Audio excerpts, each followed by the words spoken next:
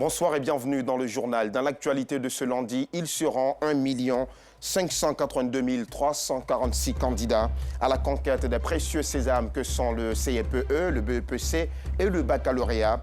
Le lancement officiel de ces examens à grand tirage s'est tenu ce matin. Des examens qui se dérouleront dans 4013 centres de composition. Chers candidats, vous êtes au bon endroit car vous aurez toutes les informations dans un instant. Nous parlerons aussi de politique dans ce journal. L'ex-leader de la galaxie patriotique, Charles Blé Goudé, a reçu son passeport ordinaire des mains de l'ambassadeur de Côte d'Ivoire aux Pays-Bas. Voilà pour le programme. Si vous êtes candidat aux examens à grand tirage, le CFPE, le BEPC et le baccalauréat, sachez que le compte à rebours a commencé. Les examens sont officiellement lancés depuis ce matin, mais pas de panique. Vous avez encore quelques semaines pour les dernières révisions. En attendant, le nombre de candidats, les dates de ces différents examens et de la proclamation des résultats, tout naturellement. Bref, tout ce qu'il faut savoir dans cet élément de Clarisse Kanyala et Georgette Fofana. Les examens scolaires pour la session 2022 lancés. Le ministère veut ainsi mobiliser toutes les parties prenantes de ces évaluations en vue de les réaliser dans les meilleures conditions. Le processus de composition orale, pratique et écrite est placé sur les starting blocks et le top départ sera donné dans quelques jours avec l'examen du CFPE. Ces évaluations qui vont se tenir marque le clou d'une année scolaire qui a connu un déroulement normal et qui signe singulièrement l'entrée dans une ère nouvelle en matière de gouvernance éducative. Agir avec responsabilité et civisme pour des examens de qualité, un thème qui appelle à la mobilisation de tous. Nos examens scolaires doivent être marqués du sceau du professionnalisme, de la transparence, de l'équité et de la probité. Nous sommes confrontés chaque année aux problèmes de fraude et de tricherie malgré les actions de sensibilisation. Outre la sensibilisation, des mesures plus rigoureuses seront prises cette année pour lutter contre la fraude et la tricherie et il y aura également des sanctions disciplinaires. Une rencontre marquée par la mise en route officielle des acteurs aux examens scolaires et la remise de kits de sensibilisation contre la fraude aux élèves et parents d'élèves. L'évaluation de la session 2022 concerne 1 582 346 candidats qui composent dans 4013 centres répartis dans les 41 directions régionales et départementales de l'éducation nationale et de l'alphabétisation. La session 2022 des examens scolaires s'ouvre le 7 juin prochain avec le démarrage du CEP. Les épreuves orales du BEPC sont prévues du 8 au 11 juin. Quant aux épreuves écrites, elles démarrent du 13 au 17 juin. Les épreuves orales du baccalauréat sont prévues du 21 juin au 1er juillet et les épreuves écrites du 4 au 8 juillet. Chers amis, mettons-nous au travail et n'oubliez surtout pas, la lutte contre la fraude sera renforcée cette année. Seul le travail devra donc compter. Le travail accompagné de certaines qualités dont le leadership et l'entrepreneuriat. Au Collège moderne d'An Paulin Claude Datécoubé, cité Fermont, les élèves sont justement formés à ces différentes notions.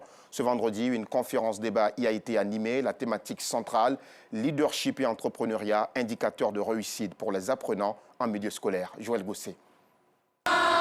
Ils étaient nombreux, les élèves du premier cycle et second cycle du collège moderne de la cité Fermont dans la commune d'Atécoubé à prendre part à cette rencontre d'échange et d'information sur l'entrepreneuriat en milieu scolaire. L'entrepreneuriat, une alternative pour lutter contre le chômage des jeunes. Je suis heureuse de participer à cette conférence car elle nous permettra de nous développer et demain de créer nous-mêmes notre entreprise afin que nous puissions aider les gens qui n'ont pas de travail. Cette journée de formation et de sensibilisation à l'entrepreneuriat vise à inciter les apprenants à développer et consolider des savoir-faire, savoir-être et savoir-agir. Les enfants sont tout petits, ils sont en 6e, 5e, mais nous voulons leur inculquer cette notion. Et non seulement inculquer la notion, mais passer à la phase pratique. Qu'est-ce que ça veut dire? Ça veut dire que nous allons mettre un projet en place qui montre exactement ce que c'est que l'entrepreneuriat, la mise en œuvre de l'entrepreneuriat à travers une micro-entreprise. Leadership et entrepreneuriat, indicateurs de réussite pour les apprenants en milieu scolaire. C'est la thématique retenue pour cette journée. Il faut déjà qu'ils aient l'idée qu'on ne va pas seulement à l'école pour être employé, mais aussi qu'on peut créer de l'emploi pour d'autres personnes. Le leadership, c'est vrai qu'on a beau parler comme un thème qui s'adresse aux adultes, mais à leur niveau déjà, il y a du leadership. Par exemple, quand on prend un chef de classe, la manière dont il dirigera la classe permettra de savoir s'il est un bon leader ou pas. Le conférencier a offert une machine à couper des sachets d'eau au lycée en vue de l'initiation des apprenants à l'entrepreneuriat et à la gestion d'une micro-entreprise. Cette journée a également été marquée par la proclamation des résultats des partiels et la récompense des meilleurs élèves. Nous vous le disions en titre, 1 an après son acquittement, Charles Blé Goudé a obtenu ce lundi son passeport ordinaire. Un passeport remis par l'ambassadeur de Côte d'Ivoire aux Pays-Bas, Hamza Salah, en présence du consul général de Côte d'Ivoire en France.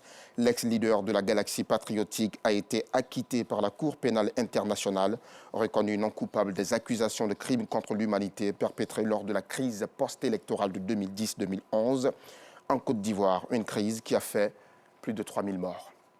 Les moments ont été célébrés hier dans le monde. Partout, des cadeaux de grande valeur ont été offerts à celles qui donnent la vie. Dans la commune d'Abobo, la fête des mères était aussi un moment de retrouvailles en famille. Des enfants venus bénéficier de la chaleur maternelle. Yaya Koulibaly, Clément Boko. Il est 10h à Abobo-Ndoutré, ce jour où les mères sont célébrées. Edwige, sa petite sœur et ses 2 frères préparent une surprise à leur génitrice, Robertine. Au bout de 3 minutes d'accord, ils ressortent de leur chambre avec les mains chargées de cadeaux. La mère de famille a du mal à contenir ses émotions. Vraiment, cette surprise-là, je suis tellement émue parce que chaque année, ils me donnent des cadeaux. Mais cette fois-ci, waouh, ils ont fait du bim. Vraiment, ça me va droit au cœur. Je suis très contente et fière de mes enfants. Vraiment fière de mes enfants. Edwige explique les circonstances du choix des cadeaux, des ustensiles de cuisine. Voilà, j'étais sur Facebook, voilà, en train de défiler, et puis j'ai vu un site où on vendait les articles à l'occasion de la fête des mères. C'est comme ça que j'ai vu mes frères pouvoir au moins donner un cadeau à maman, comme c'est la fête des mères. Voilà, donc j'ai proposé ça à mes frères. Ils étaient pour le cadeau. C'est comme ça on a acheté, on a commandé.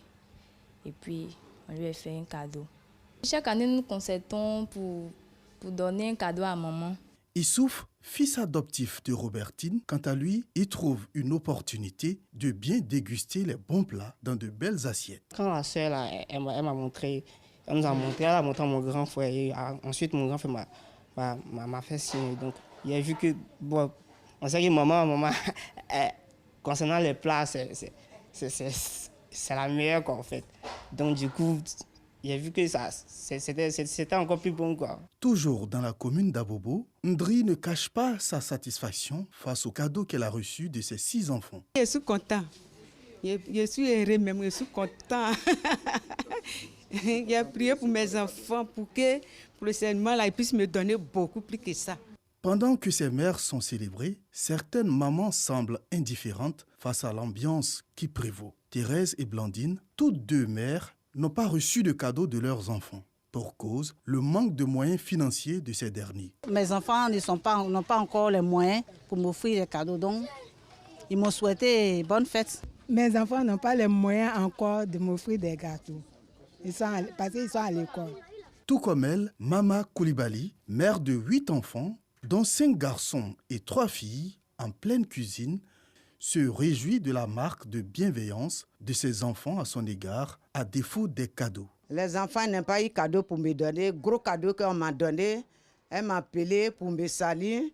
C'est bon cadeau que je priais pour eux. Rendre hommage à sa génitrice en offrant des cadeaux ou le démontrer à travers un geste d'affection, autant d'imagination que enfants et papa utilisent pour exprimer leur preuve d'amour à leurs mères et aux épouses.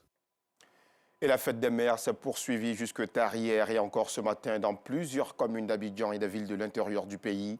Nos reporters ont sillonné plusieurs places publiques, dont celle de Yakassé à Tobrou, dans la région de Lamé, ou encore d'Azureti, dans la ville de Grand-Bassam, pour suivre de près ces célébrations. Reportage. C'est en début d'après-midi que les femmes ont pris d'assaut la place Laurent Gbagbo du village de Yakassé à Tobrou dans la région de Lamé. Elles sont à l'honneur au lancement de la première édition d'Assa Festival, un événement culturel qui célèbre la femme et les mères en milieu rural. Nous avons constaté que lors des célébrations des fêtes des mères, les femmes d'Abidjan, les mamans d'Abidjan avaient beaucoup d'attention, alors que les mamans du village, qui sont les premières à porter les familles, ne bénéficient pas des mêmes égards. C'est pourquoi nous avons voulu combler ce vide qui est très important et nous avons lancé donc ce festival dénommé Acha Festival Fête des Mères. Les autorités administratives et la chefferie traditionnelle des localités de Yakassé à Tobrou et d'Assié-Ori se sont engagées à promouvoir cette initiative bénéfique pour l'autonomisation des femmes et des mères dans la localité. Concerts, séances de dépistage et financement de projets structurants pour les femmes sont au programme. Assa Festival, ce rendez-vous multiculturel dédié aux mères, tient son nom de Mémé Assa, seul centenaire du département qui vient de souffler ses 109 bougies.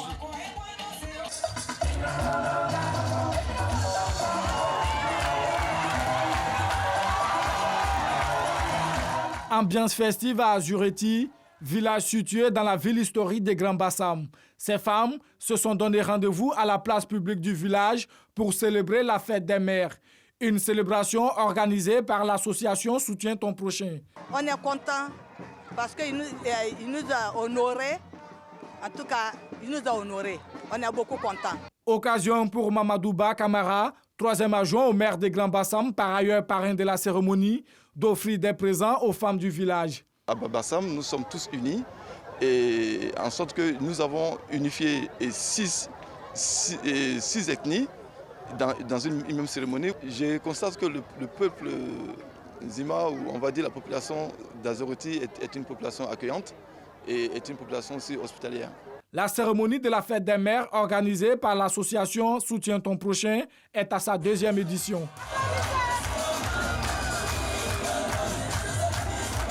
À Boboté, quartier situé dans la commune d'Abobo, chez la famille Abi, la fête des mères est célébrée de manière spéciale. Un truc aux oignons, un plat spécial. John est au four et au moulin. Il prépare un repas surprise pour son épouse. Juste les jours, il faut les honorer. Donc, nous sommes en train de faire un peu de tout pour eux. Un honneur qui rend son épouse heureuse. Santé, fidélité et puis beaucoup d'amour à donner. Parce que nous, les mamans, on a besoin de beaucoup d'amour. Vraiment. Soyez toujours avec nous. Et puis la confiance dans le foyer, c'est très important. Toujours dans les quartiers d'Aboboté, Marina et ses sœurs rendent hommage à leur mère. Les mamans, les plus mignons. Que Dieu bénisse jusqu'à abondamment. Merci, sa vie longtemps. Merci. Les petits-enfants de la famille Akcha ne sont pas restés en marge de la célébration. Elle est gentille avec moi, elle me donne tout ce que je veux, elle me donne tout ce que je désire et elle m'aime beaucoup. Après Aboboté, direction Anyama. Ici, les femmes de la commune se sont réunies pour célébrer la fête des mères. Chaque année, à l'occasion de la fête des mères, les enfants offrent des cadeaux et font des déclarations d'amour à leurs génitrices pour rendre ce jour inoubliable. Allez, très bonne fête à toutes les mamans du pays et singulièrement ce soir à nos mamans en studio et en régie. On ne vous le dira jamais assez, vous êtes des perles. La lecture enrichit et fortifie la mémoire, une célèbre citation africaine qui est source de motivation dans la ville balnéaire de Jacquesville. Les écoliers et les élèves de la ville ont pris part à la 3e édition du mois du livre, un concept né pour encourager les apprenants à la lecture. Joël Gosset. Des jeux sur la sécurité routière, des concours de lecture, de dictée et de poésie, ce sont les différentes articulations de la cérémonie de clôture de la 3e édition du Mois du Livre, tenue à Jacquesville, précisément à la place d'Irabou. Au terme des compétitions, l'EPP Habitat est sorti vainqueur du concours de lecture. L'EPP Jacquesville 3 a remporté quant à elle le prix du meilleur poète. 20 autres enfants sur 1500 ayant participé à la compétition de dictée ont également été récompensés. La présidente de l'ONG Club-Acan, Aka Dagri Geneviève, initiatrice de l'événement, s'est dite satisfaite de la réussite de la 3e édition du Mois du Livre. Cette 3e édition du Mois du Livre a donné l'occasion à plus de 2000 enfants de Jacquesville d'apprendre à lire dans un bibliobus offert par la Fondation Children of Africa. En attendant la CAN 2023, Abidjan est la destination privilégiée des grandes rencontres du football sur le continent. La première édition du Salon africain du football s'est tenue durant 2 jours sur les bords de la lagune Ébrié. Durant ces 48 heures, les acteurs du ballon rond ont débattu sur les enjeux actuels et futurs du football africain. Le reportage de Konaté Ngamblé et Jean-Sylvain Risso. Après les Riges Afrique 2022, Abidjan accueille la première édition du Salon africain du football.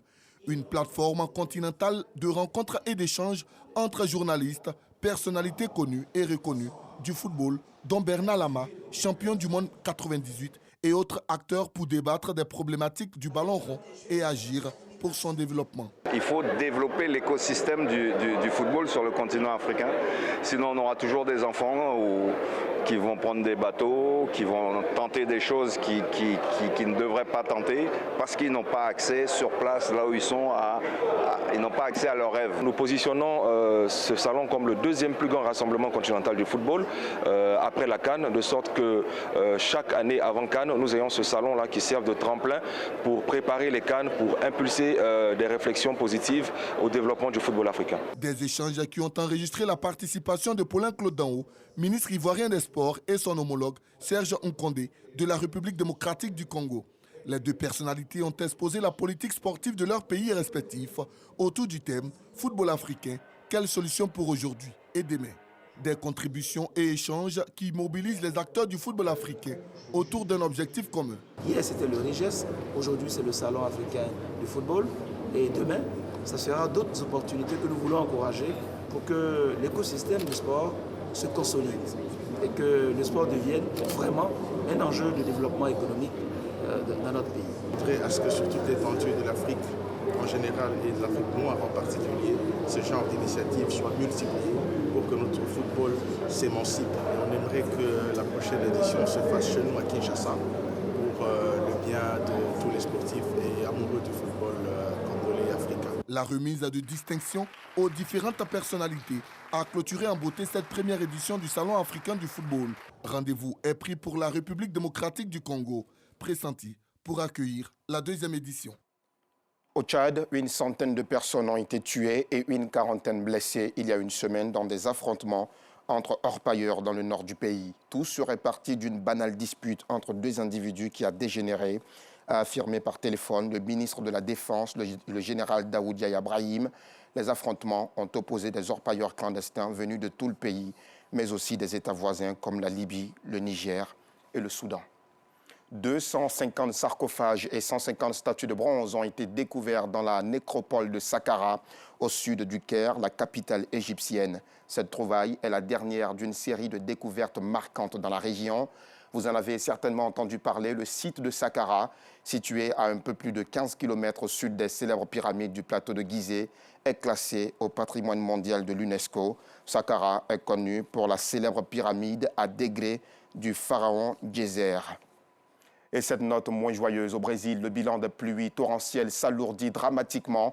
Les intempéries qui ont provoqué inondations et coulées de boue depuis mardi dans la région de Recife, dans le nord-est du pays, ont fait au moins 79 morts et 56 disparus, selon le dernier bilan officiel publié hier dimanche. La tempête a provoqué des glissements de terrain sur les flancs des collines, le débordement des rivières et de grands torrents de boue qui ont tout emporté sur leur passage.